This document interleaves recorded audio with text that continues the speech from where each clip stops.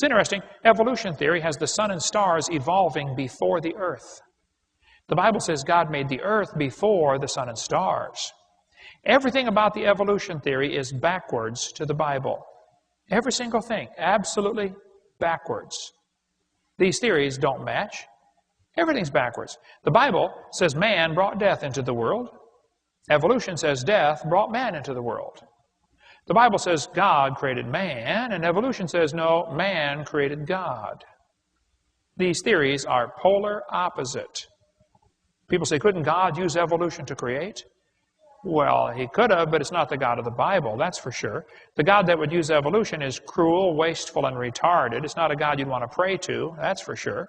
Cover more on that on video 7 of the Blue Series, the tapes back there.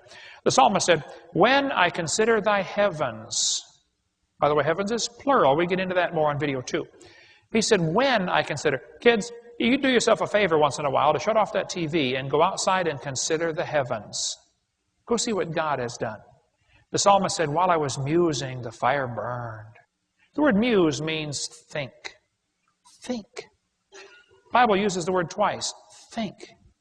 Now, English is a pretty interesting language, you know. A theist is a person who says he believes in God.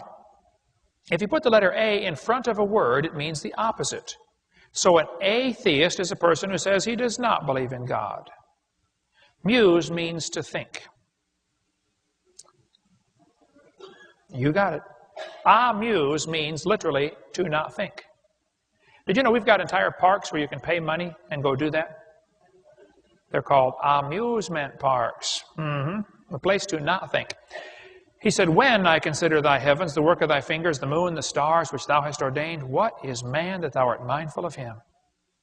You know, it's interesting. A person that spends his time considering what God has done is just not impressed with what man can do.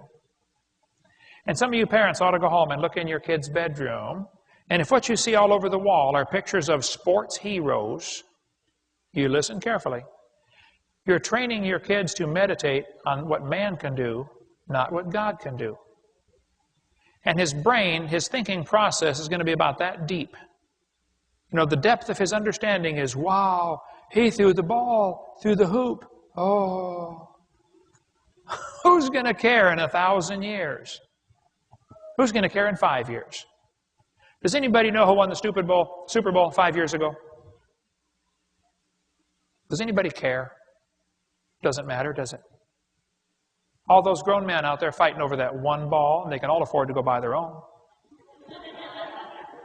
I mean, it's not sinful. It is just dumb to pay a guy $5 million to carry a pig bladder down a cow pasture through some plumbing. It's not going to last, folks. Think about things that are going to last forever, like what God has done, okay? Meditate on that. The Bible says, speak to the earth, and it shall teach thee. The earth is like a big magnet. Now, magnets always lose their strength. The Earth's magnet has lost 10% of its strength in the last 150 years. That means, of course, it used to be stronger, since it's getting weaker, and it cannot be more than 25,000 years old. Just the Earth's magnetic field decline limits it to less than 25,000 years, and that also means carbon dating can't work. I'll give you a few examples here. The lower leg of a mammoth dated 15,000 years old, but the skin was 21,000. One part of a mammoth is 29,000 years old. Another part's 44,000. You talk about a slow birth. Cover more on carbon dating on video number 7 and all the serious problems with that. But the textbooks will say, well, yes, the magnetic field's getting weaker, but that's because it's reversing, okay? It's a pattern of reversals. No, there are no magnetic reversals in the magnetic field at the bottom of the ocean. We cover that on video 6. This is all part of another theory called Pangea. How many have ever heard of Pangea before? That all the continents used to fit together. Well, I bet they didn't tell you they shrank Africa nearly 40% to make them fit, did they? Did they tell you they took out all of Mexico and Central America? Señor, ¿qué pasa? ¿Dónde está Mexico, Panama, Costa Rica, Guatemala? And they don't tell you what I think ought to be obvious to a kindergartner. Did you know, if you take the water out of the oceans, you will notice there is dirt underneath. People say, Hovind, do you think the continents were ever connected? I say, well, what do you mean? They're still connected. I mean, like right now, it's just the low places are full of water, that's all. What do you mean, were they connected? Hello, they're still connected. What a dumb theory. We cover more on that on video number 6 about Pangea, on what's called the Hoven theory. But the Earth is spinning about 1,000 miles an hour at the equator, but the Earth is slowing down. The Earth actually slows down about 1,000th of a second every day. The Earth slows down. Astronomy magazine ran an article in 1992. They said Earth's rotation is slowing down. June will be 1 second longer than normal. We will have a leap second. Leap second? Yep. They have to have a leap second about every year to year and a half because the Earth is slowing down. Now, kids, this is going to be complicated, so listen carefully. The Earth is spinning, but it is slowing down. So that means that it used to be going faster. How many can figure this out with no help at all? 4, 5, 6, 7, 9. Okay, good. Well, if the Earth is only 6,000 years old, this is not a problem. I mean, it was going a little faster. Adam wouldn't notice. He didn't have a watch anyway, as far as we know. But some of these guys would like me to believe the Earth is billions of years old. Man, if you go back billions of years, you're going to have a problem. The Earth would be spinning pretty quick. Get up, go to bed, get up, go to bed, get up, go to bed. You'd never get nothing done. Centrifugal force would have been enormous. Man, the winds would have been 5,000 miles an hour from the Coriolis effect. And you want me to believe the dinosaurs lived millions of years ago? I know what happened to them. They got blown off. No, they did not live millions of years ago. The Sahara Desert has what's called a prevailing wind pattern. The wind almost always blows the same way. This creates a serious problem. The hot air comes off the desert, kills the trees next door, and that area becomes desert. The process is called desertification. You can read about it in an earth science book. Sahara Desert has been studied very carefully. They did a long study on this and said, you know what, folks, the Sahara Desert is probably about 4,000 years old. That's when it started growing.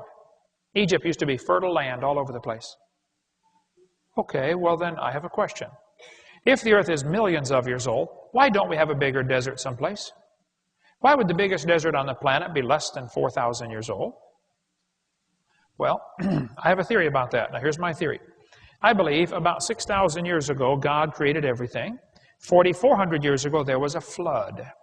Now, it's pretty hard to have a desert under a flood. You got to admit that would be tough, okay? So the desert couldn't start growing until the flood water went down. So I predict, based on the Bible, the biggest desert in the world will be less than 4,400 years old. It is. Wow, maybe the Bible's right. You know, when they drill into the ground, sometimes they hit oil. The oil's under incredible pressure in some places, up to 20,000 pounds per square inch. It'll come squirting up out of the ground like a big zit. 20,000 psi. Well, the guys who study the rocks on top of the oil say, you know, it just can't handle that pressure for more than about 10,000 years. I know the weight of rock supplies pressure, but the pressure in the well is greater than the weight of overburden. They say it should have cracked the rock and leaked off in less than 10,000 years. Okay. Well, then now I've got two questions. Where did the oil come from? And why is it still under pressure? Well, most scientists agree that oil comes from organisms that are squished. They're changed by heat and pressure into oil. They learned in 1971 how to make oil in 20 minutes in the laboratory. In Australia, they've got a treatment plant that takes sewage sludge and turns it into oil in 30 minutes. There's a factory in Turkey that just opened up, a factory in Texas that takes turkey guts and pressurizes them and heats them and turns them into oil. They said in the article, we duplicated what Mother Nature does, but what Mother Nature took millions of years to do, we do in about 30 minutes. Sinclair has the dinosaur as their logo. They say dinosaurs turn to oil. Yes, boys and girls, they mellowed for 80 million years. I don't think so. I have a theory about the oil. Now, here's my theory, okay? I believe about 6,000 years ago, God created everything. 4,400 years ago, there was a flood, okay? In that flood, lots of critters and people drowned. They got buried by the gravel and the rocks and the mud and the sand, and it got pretty heavy after a while, and it squished them into oil. So the oil is down there today from the people and animals that drowned in that flood. Which means if you stop and think about that, you drove over here tonight on